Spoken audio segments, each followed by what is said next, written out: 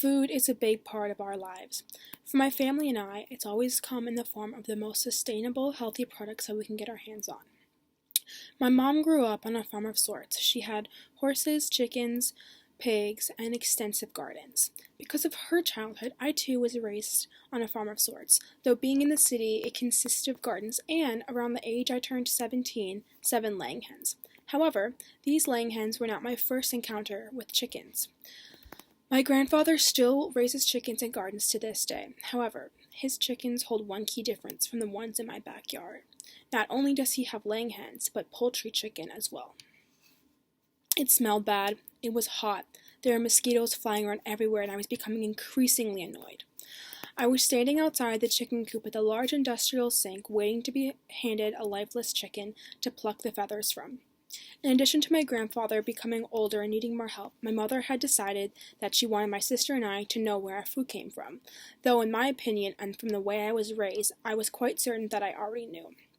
However, there was no argument, and she was adamant and said that it was a good skill to have. So come age 14, my sister and I joined in the process of preparing the chicken for ingestion from farm to freezer. Thankfully, the part of the process that I was involved in was not as gory as I thought it would be. My mother helped with the butchering of the chickens, and my job was simply to pluck the feathers and thoroughly rinse them out. After many, many hours of this, as there were over 100 chickens, we were finally done. I was tired and agitated, as I really hadn't wanted to help to begin with. For the many months following, with the memory still fresh in my mind, I was revolted at the idea of eating chicken, especially the ones that I took part in processing. I continued to help with this process for the next 2 years, doing the same tasks as before, and dreaded the experience each time. But the more I did it, the more I thought about it and why my mom was so adamant about my sister and I partaking. One of the biggest opinions that I share with my mother is about the commercial farming industry, and how the fertilizers and pesticides are not only bad for the environment and the earth, but also for our bodies as well. In addition to the crazy, horrible things that commercial animals have to go through before they go to the slaughterhouse. In contrast, my grandfather's chickens lived really good lives. They were fed high-quality organic chicken food and vegetable scraps from the kitchen. They weren't force-fed or injected with antibiotics. They were often let out of their spacious chicken coop. They were not crammed together with barely any space and never to feel fresh air or see the sunlight.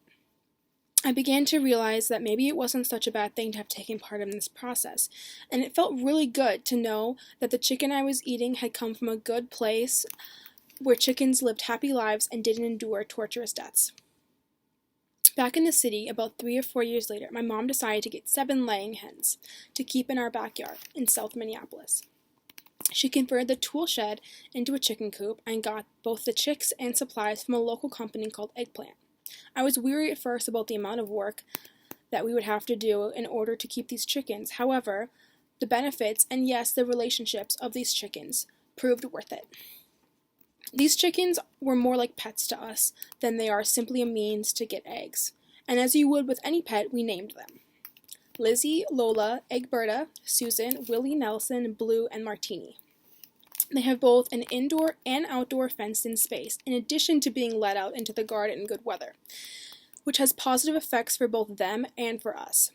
In the summer and the fall, when the garden beds are empty, we let them in there where they can scratch for bugs and worms and also turn the dirt for us.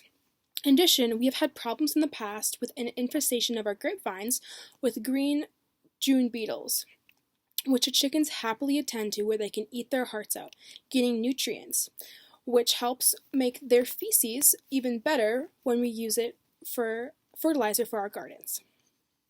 My experiences with these 2 separate groups of chickens have been life-changing. As a young adult, I've really come to appreciate the way that I was raised with agricultural sustainability as such a pivotal learning experience. Learning about the different experiences of the life of a meat chicken and an egg chicken, both from my own experiences and from documentaries of commercial farming, taught me a lot about the food industry.